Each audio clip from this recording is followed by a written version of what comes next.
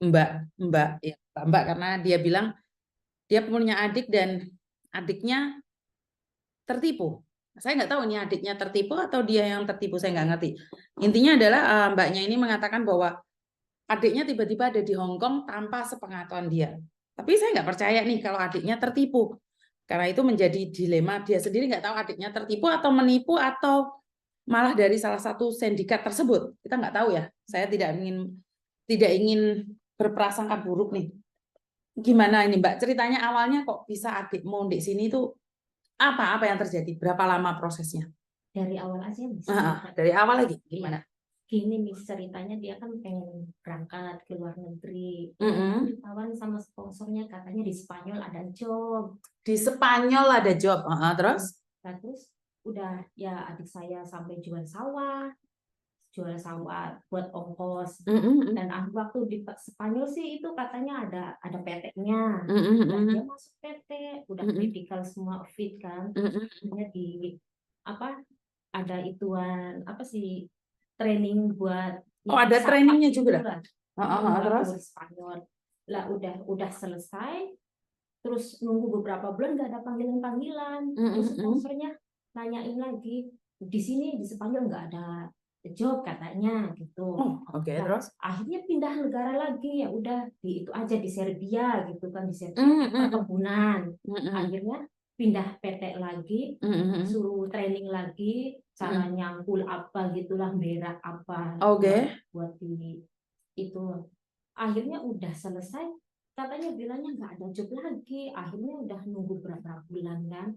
Setelah itu sponsornya tuh yakinin adik saya bahwa di ini ada di Serbia ada lagi. Ini langsung kalau misalkan ada uang langsung terbang, soalnya lagi banyak job.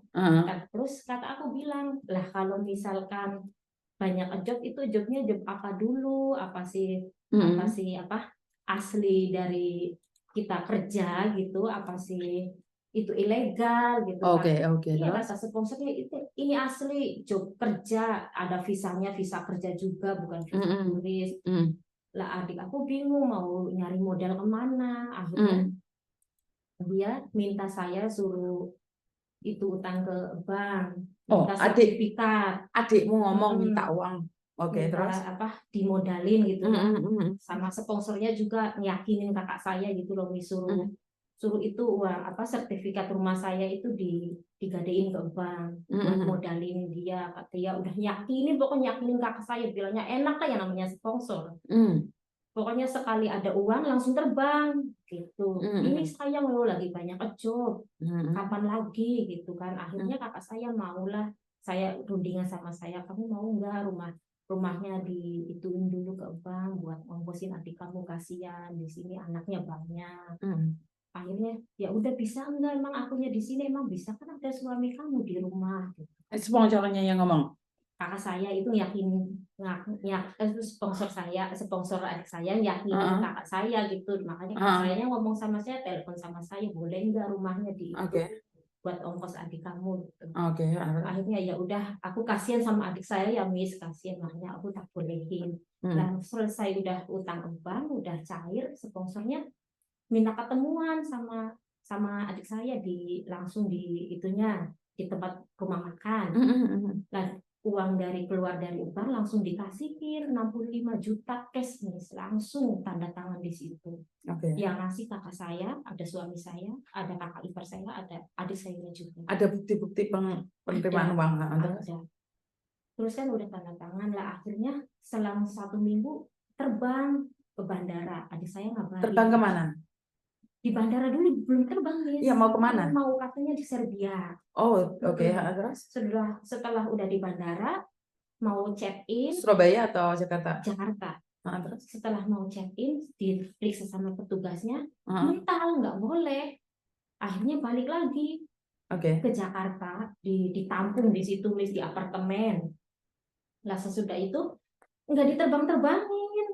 Terus aku kan telepon, tak kira udah nyampe Serbia. 4 hari nggak ada kabar, kirain lah udah nyampe mungkin. Pas adik saya SMS lagi, Kak, saya belum terbang, saya masih ditampung di apartemen. Lah emangnya kamu kenapa? Lah waktu dulu kan masih ada corona, Miss. Katanya sih suruh dikarantina dulu setengah bulan gitu. Ya udah setengah bulan nggak ada kabar-kabar lagi. Aku telepon, kamu udah terbang burung? Belum, belum Kak, aku masih di Tampung. Loh, kok lama? Iya, katanya nggak tahu. Lah udah 1 bulan Miss di apa di apartemen. Adik aku ngomong, ini saya mau diterbangin enggak? Terus yang itu yang punya travelnya itu, kamu jangan ke Serbia deh. Serbia itu sekarang lagi musim dingin, nggak ada job. Udah kamu nunggu aja, nunggu nanti kalau ada job. Lah akhirnya adik aku mikir, di Hong Kong ada kakak saya di sana. Ada nggak job yang di Hong Kong gitu kan? Oh, yang minta itu adikmu Adik dulu. saya. Oke, Terus itunya yang punya travelnya itu, "Kok kamu pengen di Hong Kong?" Ada. Lah kebetulan dianya kan sama ada yang di sini tuh, Men. Ada yang di sini, Miss. Terus kan dia ngomong, ada nih jaga anjing, tolong dong. Dianya kan mau pulang ke Indo. Yang jaga anjingnya itu dia mau pulang ke Indo. Bulan 3 mau pulang. Terus akhirnya, ini kamu mau nggak jaga anjing? Oke lah, jaga apa aja, yang penting saya kerja. Saya nggak mau balik lagi ke rumah, saya udah malu dikirain orang rumah tuh saya udah terbang padahal saya masih di Jakarta. Gitu. Terus akhirnya udah, daripada saya malu gitu, saya malu balik lagi ke rumah, akhirnya saya terbang kayak itu ke Hong Kong. Lah nyampenya sini. Tapi waktu ke Hong Kong itu ngasih tahu kamu nggak? Enggak, Miss. Aku nggak tahu. Makanya kalau misalkan tahu aja, aku tuh tak alang-alang. Di sini nggak ada job Hong Kong buat laki-laki. Terus? Lah udah terbang, dia cuma ngasih tahu, Kak, nanti malam saya terbang gitu kan. Oh ya udah, yang hati-hati aja.